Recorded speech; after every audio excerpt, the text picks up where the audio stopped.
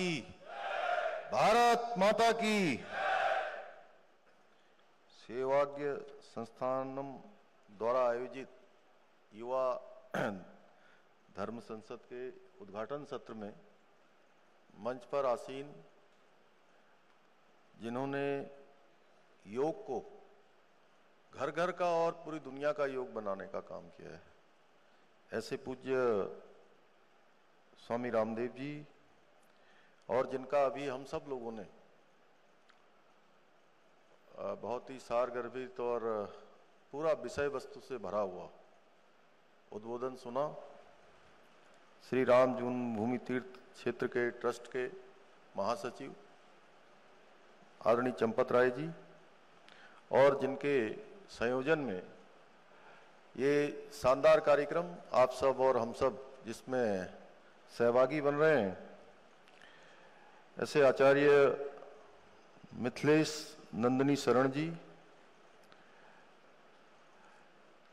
सामने बैठे हुए आदरणीय राजेंद्र पंकज जी, भारतीय जनता पार्टी के जिलाध्यक्ष श्री शोभाराम प्रजापति जी, विधायक रुड़की श्री प्रदीप बत्रा जी, जिला पंचायत के अध्यक्ष श्री किरण चौधरी जी, पूर्व विधायक श्री सुरेश राठौर जी, श्री रविंद्र पन्याला जी, एवं आए हुए सभी हमारे अतिथिगण,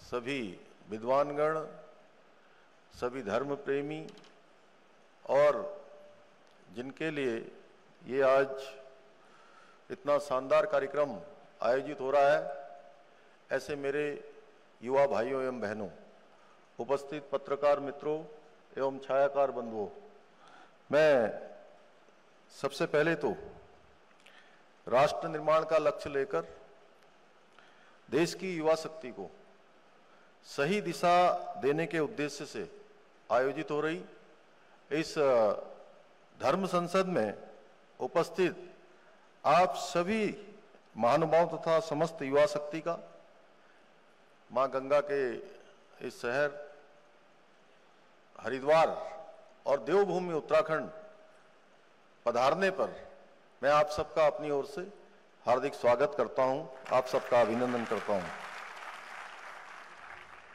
आज सच में आप सबके बीच में इस ऐतिहासिक कार्यक्रम में शामिल होकर मुझे भी अपने विद्यार्थी जीवन की याद आ रही है, उसका स्मरण हो रहा है, और आदरणीय चंपत जी का उद्बोधन सुन के बहुत सारी प्रेरणा मिल रही है कि किस प्रकार से स्वामी विवेकानंद जी ने शिकागो की धर्म संसद में किस प्रकार से वहाँ अपना उद्बोधन दिया था, और हम सब के लिए किस प्रकार की प्रेरणा वो आगे के मार्ग के लिए जो हमारे लिए पाथे का काम करेगी।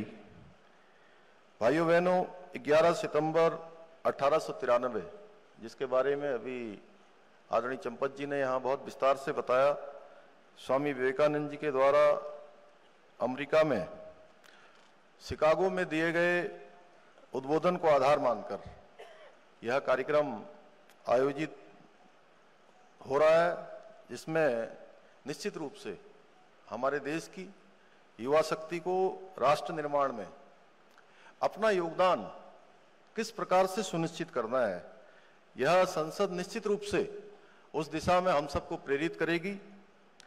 और इस कार्यक्रम के लिए पूज्य स्वामी जी का, अयोध्यावासी मिथिलेश नंदिनी शरण जी का और उनकी पूरी टीम का मैं जितनी सराहना करूं उतनी कम है।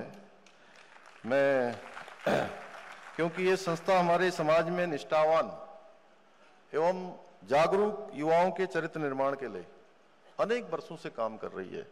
अनेक इस प्रकार के प्रयास पहले भी किए गए हैं, जैसा आप सभी जानते हैं, और आप सब में से बहुत सारे लोगों को बहुत सारे कार्यक्रमों में इनमें सहभाग करने का अवसर मिला होगा।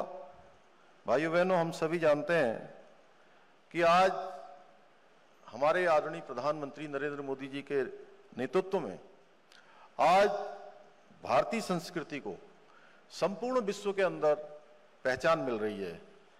भारतीय सनातन संस्कृति की अनमोल धरोहर योग और प्राणायाम को भी आज पूरा विश्व अपना रहा है। पूरे विश्व के अंदर इनकी आज एक मान्यता हो रही है। 21 जून को मनाया जाने वाला योग दिवस, इसका हमारा प्रत्यक्ष हमारे सामने इसका प्रमाण है। आज विश्व के अनेक देशों के राष्ट्राध्यक्ष मां गंगा की आरती और श्रीमद् भागवत गीता के आध्यात्मिक सार को समझकर हमारी संस्कृति को अपना भी रहे हैं। हमारी संस्कृति की ओर आज उनका रुझान हो रहा है।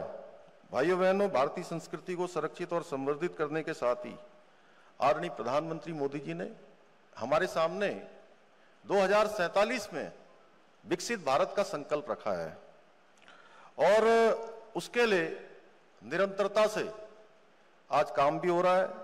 परंतु भारत को विकसित राष्ट्र बनाने के लिए हम सबको भी उस दिशा में कार्य करना होगा, बहुत काम करना होगा।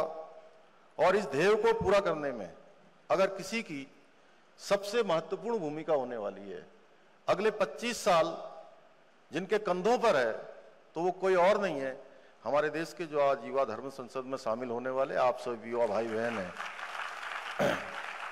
और कोई भी राष्ट्र, चाहे वो आर्थिक रूप से आगे बढ़े, सामाजिक रूप से आगे बढ़े, राजनीतिक रूप से, सांस्कृतिक रूप से, वो तभी विकसित हो सकता है जब तक वहां की युवा शक्ति संगठित और आत्मनिर्भर और राष्ट्रवाद की भावना से प्रेरित न हो, युवा शक्ति का हर क्षेत्र में अपना योगदान न हो। जिस तरह से इंजन को चालू करने के लिए भाइयों बहनों ईंधन की आवश्यकता होती है, उसी तरह राष्ट्र की प्रगति को सुनिश्चित करने के लिए भी युवा शक्ति की ताकत, उनकी इनोवेटिव सोच और उनकी प्रतिभा की आवश्यकता होती है। आज भारत पूरी दुनिया के अंदर एक युवा देश के रूप में जाना जाता है और अगर देश के युवा सही दिशा में कार्य करेंगे तो वह दिन दूर नहीं है जब भारत पुनः विश्व गुरु के पद पर आसीन न हो। हम उस दिशा में आगे बढ़ रहे हैं। आज भारत के युवाओं को अपने देश को आगे ले जाने की एक उनके अंदर एक भावना विकसित हो चुकी है। हर युवा आज कहीं ना कहीं हर क्षेत्र में, कर्म क्षेत्र में अपना योगदान दे रहा है। आज का युवा देश के प्रति जिम्मेदार भी है, कर्तव्यपरायण भी बन रहा है। मेरा मानना है कि ये हमारी जो युवा धर्म संसद है, ये भारत को विकसित राष्ट्र बनाने के संकल्प को मजबूत करने की दिशा में एक मील का पत्थर साबित होगी और यहां से निश्चित रूप से विकसित भारत के संकल्प को मजबूती मिलेगी। भाइयों बहनों, देवभूमि उत्तराखंड सनातन संस्कृति, चेतना, दर्शन और अध्यात्म की भूमि रही है। आदि गुरु शंकराचार्य जी हों, स्वामी विवेकानंद जी सहित अनेक महापुरुषों एवं आध्यात्मिक गुरुओं ने इस पावन भूमि में तपस्या की है, ज्ञान की प्राप्ति की है, अपने आप को साधा है। अनेक प्रकार के शोध यहाँ हुए हैं और अपने ज्ञान से दुनिया को कहीं ना कहीं मार्ग दिखाने का काम, प्रकाशित करने का काम किया है। हमारी सरकार उत्तराखंड के अंदर देवभूमि की जो धार्मिक एवं सांस्कृतिक विरासत है, उसको संरक्षित करने के लिए, उसको आगे बढ़ाने के लिए निरंतरता से काम कर रही है। मुझे ये बताते हुए आप सबको खुशी हो रही है कि पिछले दिनों मंत्रिमंडल की बैठक में हमारी मंत्रिमंडल ने दून विश्वविद्यालय में सेंटर फॉर हिंदू स्टडीज की पढ़ाई शुरू करने का भी निर्णय लिया है। एक बड़े केंद्र के रूप में हम दून विश्वविद्यालय को इस दिशा में विकसित करेंगे। इस सेंटर में हिंदू सभ्यता की प्राचीन सिद्धांतों, इतिहास और दर्शन आदि से जुड़े हुए सभी पहलुओं और शिक्षण और शोध का कार्य किया जाएगा। भाइयों बहनों, मुझे गर्व है कि विकसित राष्ट्र बनाने के उद्देश्य की पूर्ति के लिए देवभूमि उत्तराखंड के युवा भी कदम से कदम मिलाकर चल रहे हैं। उत्तराखंड स्टार्टअप नीति 2023 आने के बाद राज्य में स्टार्टअप कल्चर तेजी से आगे बढ़ रहा है। हम उत्तराखंड को स्टार्टअप को आर्थिक सहायता देने के साथ ही उन्हें पूरा हर प्रकार का वातावरण उनको मुहैया करा रहे हैं। हमने राज्य में 1100 से अधिक स्टार्टअप्स को मान्यता देते हुए अत्याधुनिक 15 इंक्यूबेटर सेंटर भी स्थापित किए हैं। खाद्य प्रसंस्करण हो, कृषि, आईटी, एआई, जैव प्रौद्योगिकी, स्वास्थ्य और कल्याण जैसे क्षेत्रों में उत्तराखंड ने स्टार्टअप्स में महत्वपूर्ण प्रगति की है। मेरा मानना है कि देश के युवाओं में पर्याप्त सामर्थ्य और ऊर्जा है। उनका सही मार्गदर्शन ही हमारे देश के उज्जवल भविष्य की कुंजी है। आप सभी युवा न केवल समाज की सेवा में समर्पित हैं, बल्कि भारतीय संस्कृति के संवर्धन के लिए भी आप संकल्पबद्ध हैं। मैं विभिन्न विश्वविद्यालयों से आए हुए आप सभी प्रतिभावान युवाओं के आज के इस अवसर पर यह अपील करना चाहता हूं कि आप जिस क्षेत्र में भी जाएं, आप जो भी फील्ड चुनें, जहां भी आप कार्य करें, आप सदैव आपके मन में हमेशा ये ध्यान रखना चाहिए कि राष्ट्र प्रथम है। आपके प्रत्येक कार्य से आपकी निजी प्रगति होने के साथ साथ ही देश के विकास में भी आपका योगदान अवश्य हो। आप देश के लिए भी कुछ करें। आप लोग अब अधिकांश हमारे युवा नौजवानों की ये ऐसी आयु है कि जिस पड़ाव में है वो आपके कैरियर के लिए भी ये बहुत ही महत्वपूर्ण पड़ाव है। मैं तो आप सबसे यही कहूंगा कि आप सब लोग इस समय में जो भी ठान लेंगे, जो भी आप संकल्प कर लेंगे, और संकल्प में कोई विकल्प नहीं लाएंगे। और संकल्प में जब हम विकल्प ले आते हैं तो संकल्प वहीं पर समाप्त हो जाता है। रास्ते हमारे भटक जाते हैं, मंजिल हमसे दूर हो जाती है और सपने हमसे रूठ जाते हैं। तो निश्चित रूप से पूज्य स्वामी जी मंच पर हैं यहाँ पर, और आपके माध्यम से आज हजारों हजार युवाओं को आज योग के क्षेत्र में, आयुर्वेद के क्षेत्र में, अन्य क्षेत्रों में यहाँ पर हजारों नौजवान युवाओं को रोजगार देने का काम हो रहा है। मैं तो आप सबसे भी कहूंगा कि जहां स्वामी विवेकानंद जी से प्रेरणा लेके हम नौजवान विभिन्न क्षेत्रों में काम कर रहे हैं, वहीं पूज्य रामदेव जी से प्रेरणा लेकर भी हम ऐसे युवा बने कि आने वाले समय में हम रोजगार मांगने वाले नहीं बल्कि रोजगार देने वाले युवा बने। भाइयों बहनों, भारत को पुनः विश्व गुरु बनाने की दिशा में हम सभी को मिलकर प्रयास करना होगा, और मुझे पूरा विश्वास है कि राष्ट्र प्रथम की भावना से आप सभी युवा इस ध्येय को पूरा करने के लिए निरंतरता से कार्य करेंगे।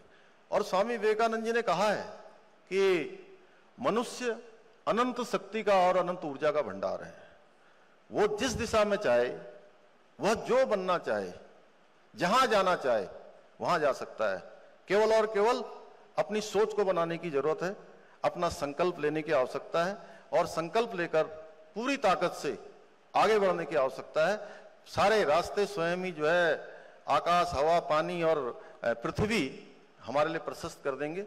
भगवान का भी आशीर्वाद मिलेगा, माता पिता का भी आशीर्वाद मिलेगा, हमारे गुरुजनों का भी आशीर्वाद मिलेगा। और मुझे पूरा विश्वास है कि ये धर्म संसद पूज्य स्वामी जी ने जिस ध्येय के लिए, जिस उद्देश्य के लिए यहाँ पर आयोजित की है, निश्चित रूप से ये धर्म संसद से वापस जाकर हमारे सभी युवा और अधिक ऊर्जा से अपने अपने क्षेत्रों में योगदान देंगे। इतना ही आप सबको कहते हुए और आशा विश्वास के साथ कि इस आप सभी युवा धर्म संसद की सफलता के लिए जिन्होंने प्रयास किया है, मैं उन सबको अपनी शुभकामनाएं देता हूं और अपनी बात को समाप्त करता हूं। बहुत बहुत धन्यवाद।